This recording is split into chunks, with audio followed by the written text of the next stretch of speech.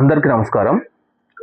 సాక్షిలో ఒక వార్త నేను గమనించడం జరిగింది. అదేంటంటే గవర్నమెంట్ ఉద్యోగస్తులు కొందరు అక్రమార్జనతో విపరీతంగా కోట్లకు కోట్లు సంపాదించి ఈ మధ్యకాలంలో ఏసీబీకి దొరికిపోవడం జరిగింది. సో అలాంటి వాళ్ళను ఏసీబీ చాలా కఠినంగా శిక్షించడం కూడా జరుగుతుందన్నమాట. సో ఇలాంటి ఉద్యోగులు ఈ మధ్యకాలంలో ఇంత మొత్తంలో, అంటే మామూలు మొత్తంలో కాదు, కొంత కోట్లు, దాదాపు 100 కోట్లని 50 కోట్లని ఇలాంటి ఎందుకంటే తెలంగాణలో భూముల వాల్యూ అనేది చాలా విపరీతంగా పెరిగిపోవడం జరిగింది.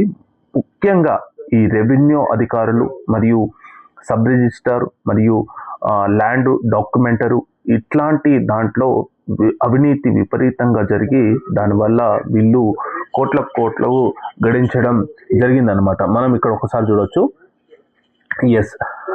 అక్రమస్తులు 50 కోట్ల పైనే, సస్పెండ్ అయిన తహసీల్దారు సుచరిత ఇల్లు సహా 3 ప్రాంతాల్లో సోదాలు అనమాట. ఈమె యాక్చువల్లీ తహసీల్దారు, ఇదివరకు సస్పెండ్ కావడం జరిగింది.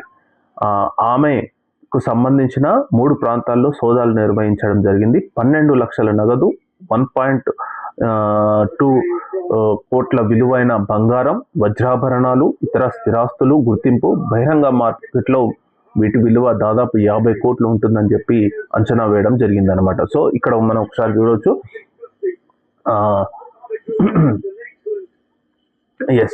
మేడ్చల్ మల్కాజిగిరి జిల్లా షామీర్పేట తహసీల్దార్గా పనిచేసి ప్రస్తుతం సస్పెన్షన్లో ఉన్న తుమ్మకొమ్మ సుచరిత అక్రమార్జనపై ఏసీబీ అధికారులు దృష్టి పెట్టారు.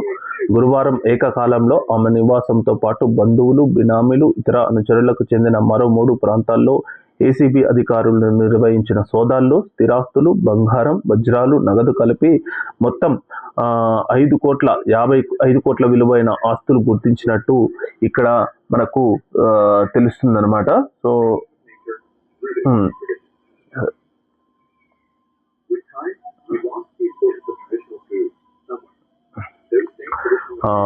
సో నగలు,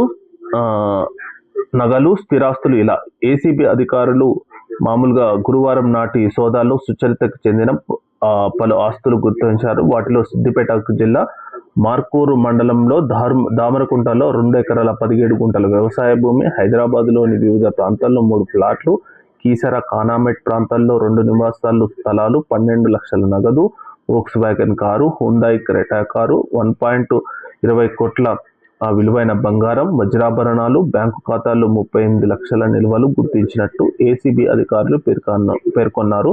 సోదాల్లో ఇప్పటి వరకు దాదాపు 50 కోట్ల వరకు ఆమెకు ఇలాంటి అక్రమస్తులు ఉన్నట్టు గుర్తించడం జరిగిందని చెప్పి ఏసీబీ వాళ్ళు తెలపడం జరిగింది. నిజంగా చెప్పాలంటే గవర్నమెంట్లో ఇలాంటి పెద్ద అవినీతి మామూలుగా కావట్లేదు. ఏదో లక్షలలో కూడా దాటి కోట్లలో కావడం జరుగుతుంది. ఇప్పుడు ఒక్కొక్కరు కోట్లు సంపాదించడం, ఇలా అక్రమాస్తులపై సంపాదించడం, నిజంగా ఏసీబీ వాళ్ళు దీనిపై కఠినంగా చర్య తీసుకోవాలని చెప్పి చాలామంది ప్రజలు కోరుకుంటున్నారు. Thank you.